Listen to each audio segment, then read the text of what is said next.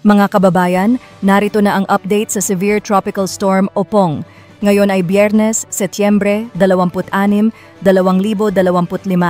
Sa mga nanonood ngayon, i-comment nyo po ang sitwasyon ng panahon dyan sa inyong lugar.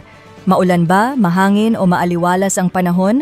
Makakatulong ito para malaman natin ang sitwasyon sa iba't ibang lugar ng ating bansa. Makiisa po tayo. Pakishare po ang update na ito para masigurado nating makapaghanda ang ating mga kababayan lalo na sa daraanan ni Bagyong Opong.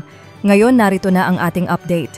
Ayon sa PAGASA, kaninang alas 4 ng umaga, ang sentro ng bagyo ay namataan sa paligid ng Palanas, Masbate.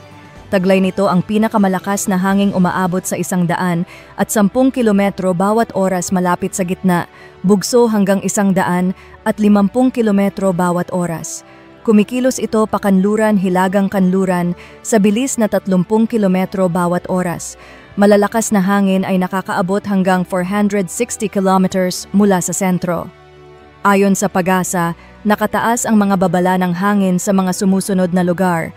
Signal number 3, Sorsogon, Masbate, kasama ang Ticao at Burias Islands, Albay, malaking bahagi ng Camarines Sur, timog bahagi ng Quezon, Marinduque, Romblon, Oriental at Occidental Mindoro, kabilang ang Lubang Islands, Batangas at timog bahagi ng Laguna. Kasama rin ang Northern Samar, malaking bahagi ng Eastern Samar at Samar, Biliran at hilagang bahagi ng Leyte. Signal number 2, Catanduanes, natitirang bahagi ng Camarines Sur, Camarines Norte, natitirang bahagi ng Quezon at Laguna, Rizal, Cavite, Metro Manila, Bulacan, Pampanga, Bataan, timog bahagi ng Zambales at Calamian Islands.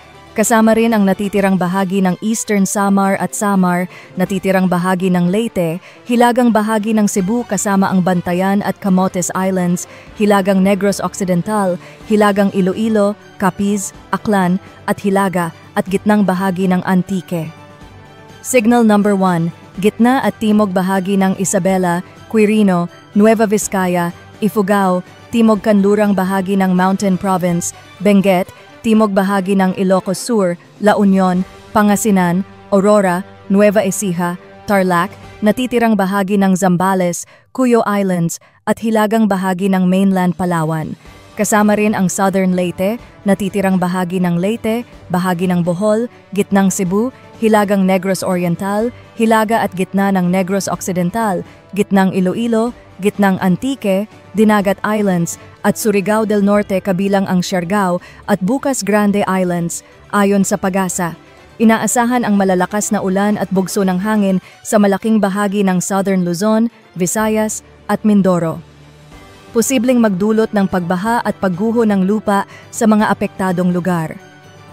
Moderate hanggang significant threat sa buhay at ari-arian lalo na sa mga lugar na nasa ilalim ng Signal number 3. Delikado ang karagatan na may taas ng alon na aabot ng up to 11 meters sa Eastern Visayas at Bicol Region. Posibleng umabot ng higit 3 metro ang storm surge sa mababang baybayin ng Zambales, Bataan, Metro Manila, Calabarzon, Mindoro, Marinduque, Romblon, Palawan, Bicol Region, Northern Samar, Eastern Samar, Samar, Biliran, Leyte, Cebu, Aklan, Antique at Capiz. Ayon sa PAGASA, tatawirin ni Opong ang Masbate, Sibuyan Sea, Southern Calabarzon at Northern Mimaropa bago lumabas ng Philippine Area of Responsibility sa darating na linggo, Setyembre 28. Mananatili itong severe tropical storm habang nasa loob ng bansa, ngunit mataas ang posibilidad ng muling paglakas kapag nakalabas na sa West Philippine Sea.